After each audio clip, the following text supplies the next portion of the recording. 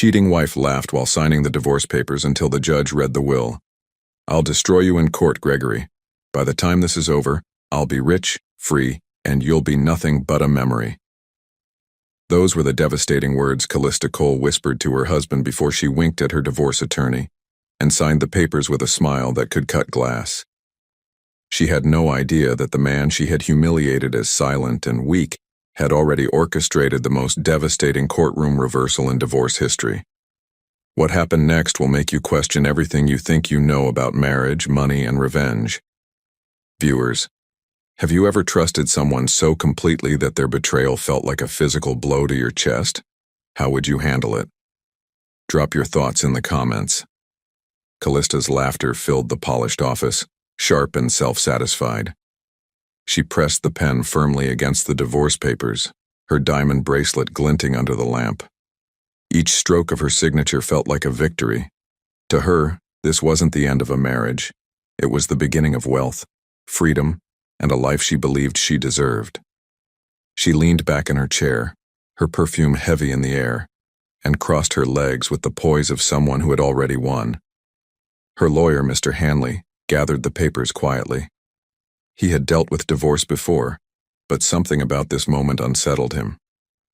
Callista was not trembling with heartbreak, nor showing the relief of someone escaping a bad union. She was giddy, predatory. Her eyes sparkled, not with tears, but with greed. Still, he said nothing, only tucking the documents neatly into his leather case. Callista stared out of the tall window overlooking the city skyline. Somewhere beyond those towers, Gregory was grieving his father's death. She imagined him in black, his face pale with sorrow. She smiled at the thought of him sitting helpless, unaware of the trap she had already set. "By the time the estate is read," she whispered, her voice laced with pride, "I'll be sitting on half of it." The truth was, she had planned this moment the day she heard the news of his father's illness. While Gregory sat by hospital bedsides, Callista had been at another office, her lawyer's. She wanted the process in motion before the funeral. In her mind, the timing was perfect. Divorce now, inheritance later. A clean strike that would make her rich without the burden of marriage. Her phone vibrated on the table. A message lit up the screen. "Did you sign? Can't wait for our new life together." It was from Victor, the man she had hidden in shadows for months. A man who promised her excitement, whispered to her about freedom, and told her Gregory's silence meant weakness. She smiled at the message, typed back quickly, "It's done, jackpot secured." The church air was heavy with incense and sorrow. Gregory stood at the front, his mother's fragile hand tucked in his own, eyes fixed on the polished casket that held his father. The man who had built a dynasty was gone, and the chapel walls seemed to echo with the weight of that loss. Rows of mourners filled the pews, their whispers subdued, their eyes wet with grief. Gregory's black suit fit him with solemn precision. He was still, composed, but the grief pressed down on him like stone. Around him, familiar faces bowed their heads, business associates, relatives, old friends, each of them knowing the empire would soon pass into his hands. Among the mourners, Callista stood in her sleek black dress, her veil covering just enough to cast a mysterious shadow over her expression. She did not look broken. She did not look shaken. She was radiant in the way that drew eyes, her posture straight, her steps measured. She held a small black purse against her ribs, and inside that purse was the envelope that would sever her marriage in the most public of ways. The service drew to a close. Hymns faded, and the priest's voice fell silent. Pallbearers lifted the casket, moving it slowly down the aisle. Gregory followed behind, his shoulders squared, his grief cloaked in silence. Callista's heels clicked against the stone floor as she moved closer, her pulse steady. To the world, she looked like a devoted wife standing beside her husband in his darkest moment. Only she knew the true purpose of her presence. At the graveyard, the casket was lowered, prayers whispered, tears shed. Gregory stood still, his eyes fixed on the soil that would soon cover the man who had shaped him. The moment was sacred, raw. But to Callista, it was opportunity. As the priest closed his book and mourners began to murmur condolences, she reached into her purse and drew out the envelope. She stepped forward. Her perfume drifted in the air, cutting through the scent of lilies and damp earth. With practiced elegance, she pressed the envelope against Gregory's chest. Her voice, low but firm, cut into the silence. "Gregory, the marriage is over. Sign the divorce papers." Gasps broke the quiet. Heads turned. An elderly aunt clutched her rosary, whispering a prayer under her breath. A cousin shook his head in disbelief. Even the priest's lips parted slightly in shock. Serving divorce papers at a father's funeral was a cruelty no one present could have imagined. Gregory looked down at the envelope, then slowly lifted his eyes to Callista. His gaze did not burn, nor did it soften. It was unreadable, like marble, cold and timeless. Without a word, he took the papers, folded them once, and slipped them into his jacket pocket. Then he turned back to the casket, his head lowering again as if she had never spoken. The murmurs swelled around them, but Gregory's silence swallowed them whole. Callista's lips curved faintly behind her veil, misreading his composure as defeat. To her, his silence meant she had won. To him, it was the beginning of her downfall. The house was dark except for the faint glow of a lamp in Gregory's study. Heavy curtains shut out the night, and silence wrapped around him like armor. On the desk before him lay the envelope Callista had pressed to his chest at the graveyard. He unfolded the divorce papers with slow precision, his eyes tracing her signature as if it were carved in stone. The ink carried her laughter, her arrogance, her betrayal.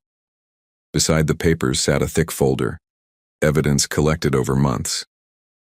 Gregory leaned back in his chair, his face carved in shadow, and opened the folder. Photographs slipped out, each one a frozen betrayal. Callista stepping into a hotel lobby with another man. Callista's laughter caught through the lens of a long-range camera. Callista's hand entwined with someone else's. Gregory flipped through them with steady fingers, his expression unreadable. His mind drifted back to that night 7 months earlier.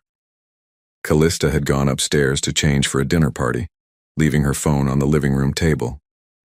Gregory had been on his way to the kitchen when the screen lit up. At first, he thought it was an emergency, an instinct that made him pick it up.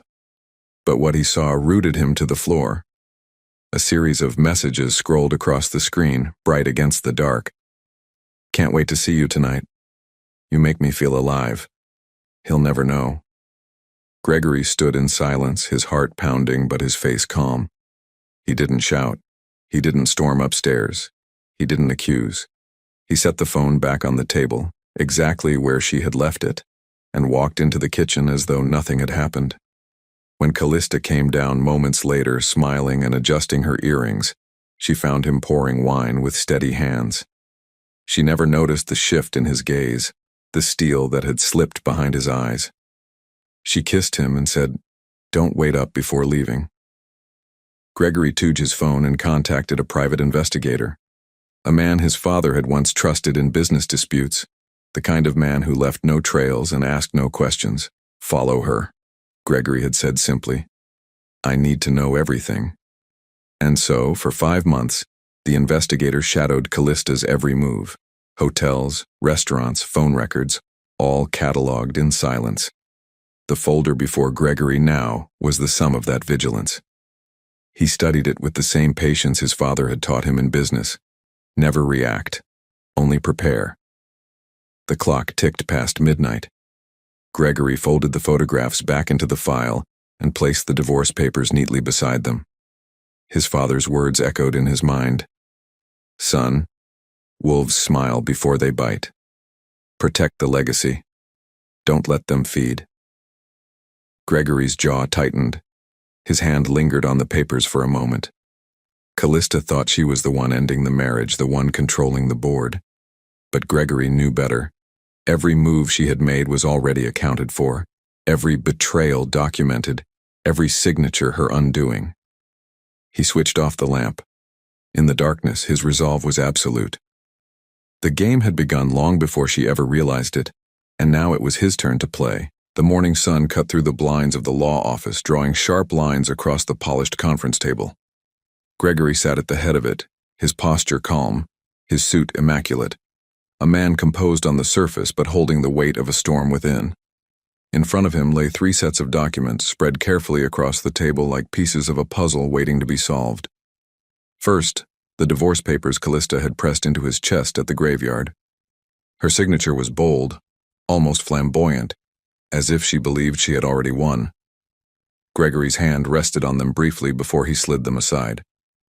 Next came the thick folder, opened to reveal the photographs, phone logs, and written reports from the private investigator. Each page was an indictment, each picture a betrayal. Callista smiling in another man's car, Callista leaving hotels late at night, Callista's texts captured and recorded in print. Gregory let the evidence breathe in the open air of the office, his face calm, his movements deliberate. Finally, he placed the 3rd document on the table. The prenuptial agreement signed 3 years ago. The paper was aged at the corners, but the signatures were clear, hers sitting confidently beneath his. Gregory traced the words with his eyes, the clause that nullified all marital claims in the event of infidelity. She had laughed when she signed it, brushing it off as a mere formality. But here, in the clean light of day, it was no longer a formality. It was a weapon. Across from him, his lawyer, Mr. Whitaker, adjusted his glasses and studied the documents. He had represented Gregory's family for decades and knew the elder Mr. Cole's reputation for foresight. He looked at the evidence, then at Gregory, his expression both serious and impressed. "She has no idea what's coming," Whitaker said finally, his voice measured. "With this," he tapped the prenup, then gestured to the evidence. "And the timing of those papers, she's trapped. She thinks she's divorcing you for half of your inheritance. In reality, she's walking straight into her own ruin." Gregory leaned back, his hands folded loosely in front of him. His silence was not hesitation, it was control. "File everything," he said simply. "When the time comes, I want the court to see it all." Whitaker nodded, gathering the documents carefully. "You've played this well, Gregory. She won't see it until it's too late.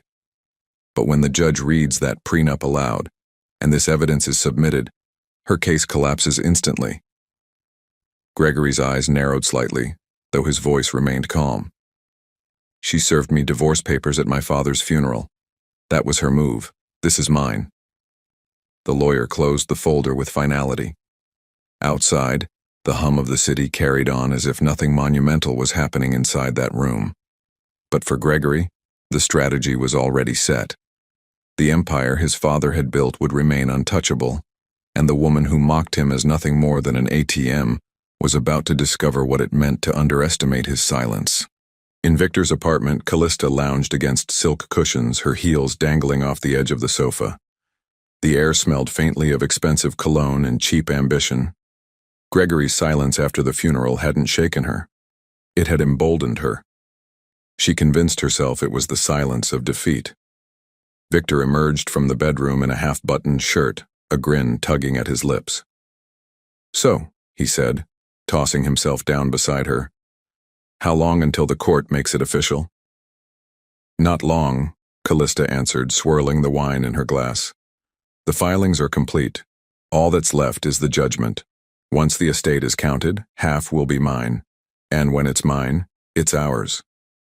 She smiled at him over the rim of her glass, a smile filled with hunger rather than affection.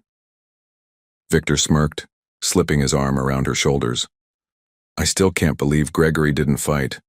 A man like him, just folding like paper." "He's always been like that," Callista said flatly. "Too quiet, too cautious. He thinks silence makes him strong, but it only makes him pathetic. He let me walk all over him for years. This is the final walk."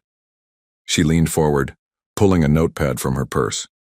She had scribbled lists across the pages: houses in Bel Air, a penthouse in New York, resorts in Europe.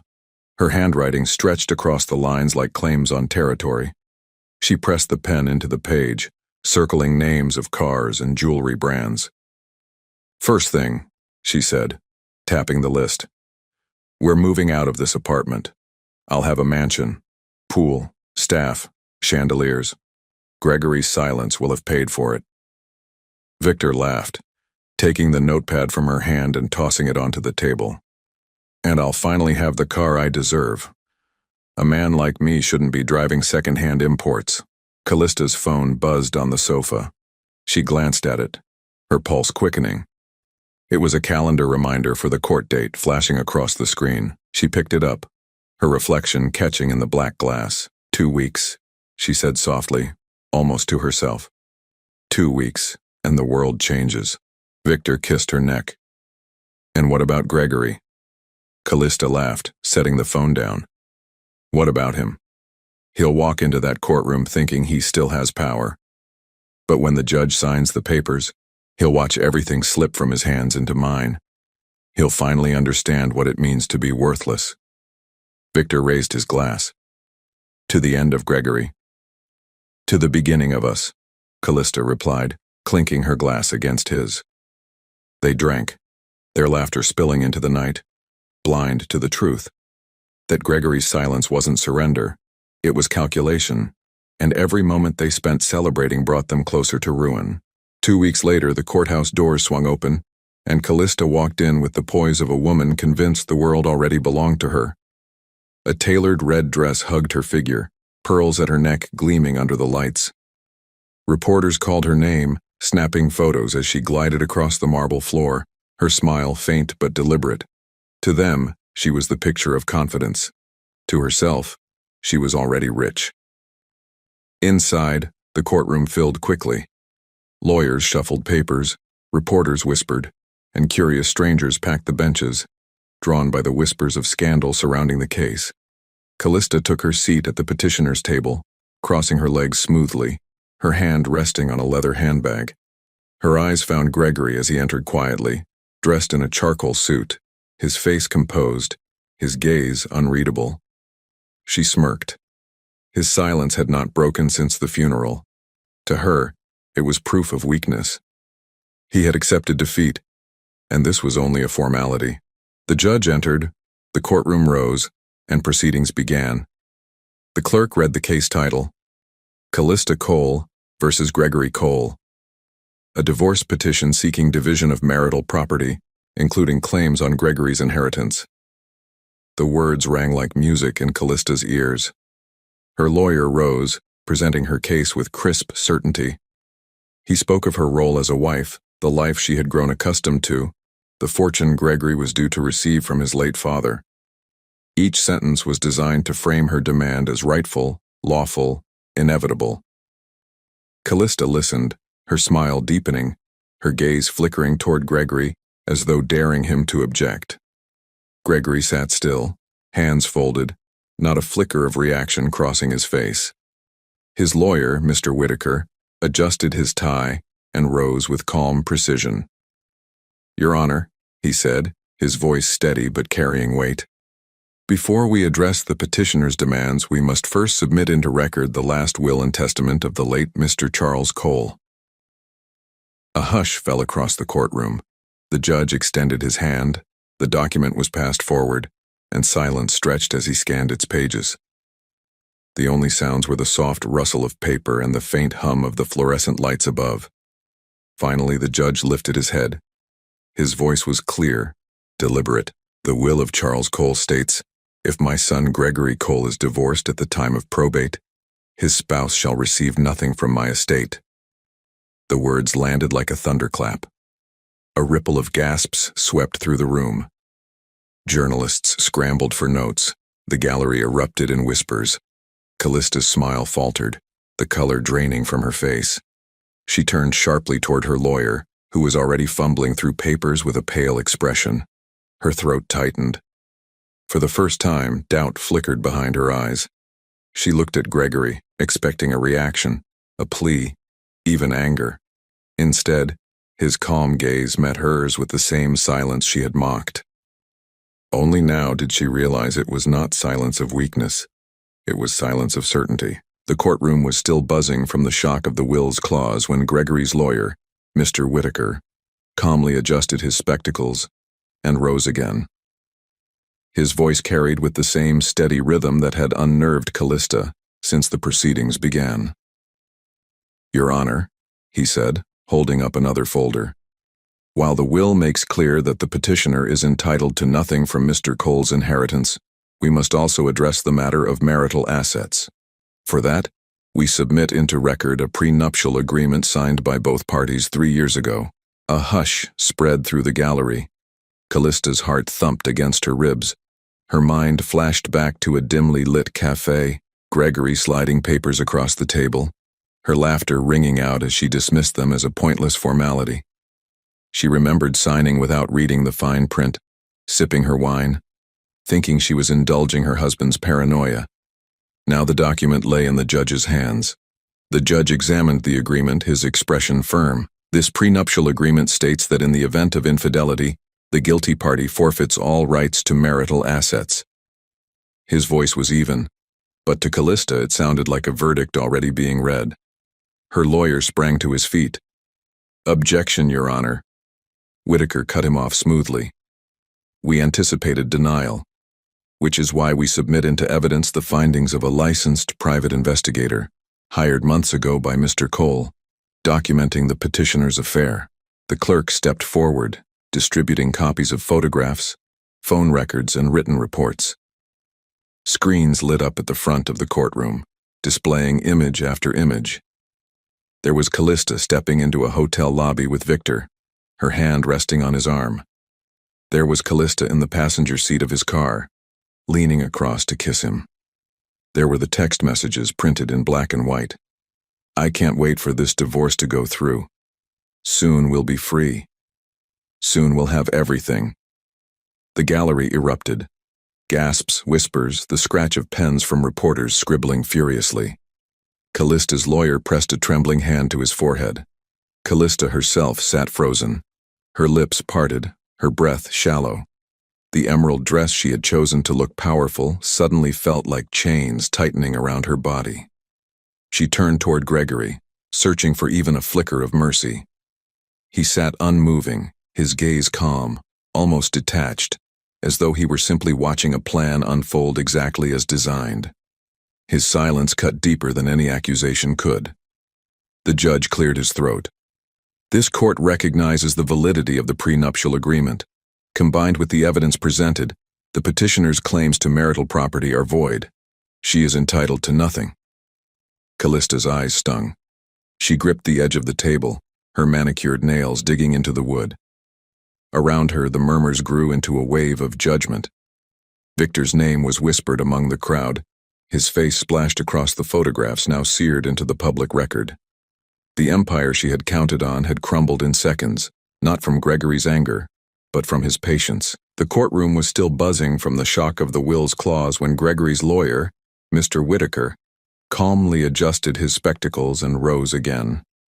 His voice carried with the same steady rhythm that had unnerved Callista since the proceedings began. "Your Honor," he said, holding up another folder, "while the will makes clear that the petitioner is entitled to nothing from Mr. Cole's inheritance, we must also address the matter of marital assets. For that, we submit into record a prenuptial agreement signed by both parties 3 years ago." A hush spread through the gallery. Callista's heart thumped against her ribs. Her mind flashed back to a dimly lit cafe, Gregory sliding papers across the table, her laughter ringing out as she dismissed them as a pointless formality. She remembered signing without reading the fine print, sipping her wine, thinking she was indulging her husband's paranoia.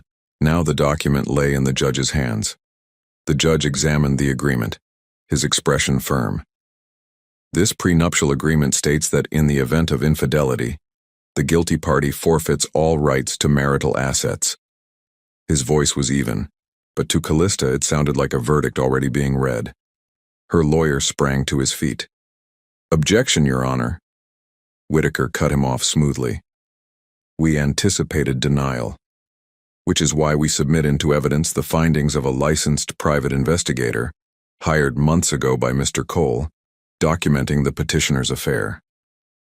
The clerk stepped forward, distributing copies of photographs, phone records, and written reports. Screens lit up at the front of the courtroom, displaying image after image. There was Callista stepping into a hotel lobby with Victor, her hand resting on his arm. There was Callista in the passenger seat of his car, leaning across to kiss him. There were the text messages printed in black and white. "I can't wait for this divorce to go through. Soon we'll be free. Soon we'll have everything." The gallery erupted. Gasps, whispers, the scratch of pens from reporters scribbling furiously. Callista's lawyer pressed a trembling hand to his forehead. Callista herself sat frozen, her lips parted, her breath shallow. The emerald dress she had chosen to look powerful suddenly felt like chains tightening around her body. She turned toward Gregory, searching for even a flicker of mercy. He sat unmoving, his gaze calm, almost detached, as though he were simply watching a plan unfold exactly as designed. His silence cut deeper than any accusation could. The judge cleared his throat. "This court recognizes the validity of the prenuptial agreement. Combined with the evidence presented, the petitioner's claims to marital property are void. She is entitled to nothing." Callista's eyes stung. She gripped the edge of the table, her manicured nails digging into the wood. Around her, the murmurs grew into a wave of judgment. Victor's name was whispered among the crowd, his face splashed across the photographs now seared into the public record. The empire she had counted on had crumbled in seconds, not from Gregory's anger, but from his patience. Betrayal cuts deepest when it comes from the one you trust most. Gregory turned silence into his sharpest weapon, and Callista's greed destroyed her own future. Viewers, if you were in Gregory's shoes, would you have walked away in silence, or made her pay even more? Drop your answers in the comments. Don't forget to like and subscribe for more interesting and true-to-life stories.